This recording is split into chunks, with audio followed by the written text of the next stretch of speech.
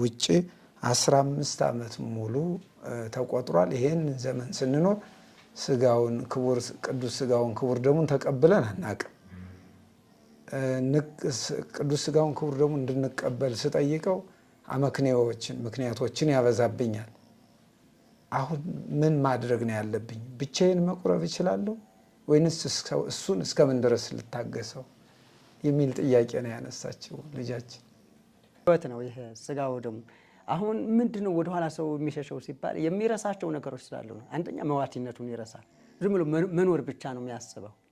ይሄ መዋቲነት መርሳት የሚያመጣው አንዱ ጣጣ ነው። ዝም ብሎ ሁልጊዜ እኖራለሁ ብቻ አዲስ እቅድ፣ ፎቅ ቢሰራ ሌላ ፎቅ ለመጨመር፣ መኪና ቢገዛ ሌላ መኪና፣ እንዲህ እያለ በምድር ላይ ያለው ቁሳቁስ እቅድ አላልቅለት ብሎ በዛ በቁሳቁሱ ተግባር ተጠምዶ መንፈሳዊውን አካል ረስቶ መኖር።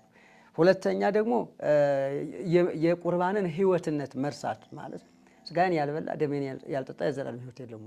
አንድ ጊዜ ብቻ አይደለም ሰው በህይወት ዘመኑ ሲኖር የሚመገበው አንድ ጊዜ ብቻ አይደለም። የሚወለደው አንድ ጊዜ ነው።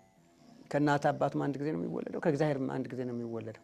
የሚመገበው ግን በህይወት እስከ ቆራቢ ወታደሮች እኮ አሉ። ምንድነው የሚያግደው እንዴ?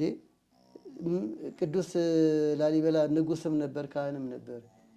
ቅዱስ ዳዊት ንጉስነቱን ንስሐ ከመግባት እኮ አላገደውም።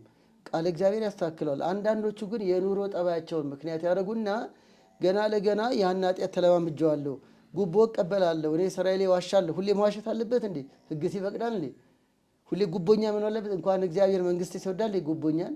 ስለዚህ ግን ምክንያት ያደርግና እኔ ኮሚሽን ይላል ደግሞ አንዳንዴ በደንብ እኮ ሌብነት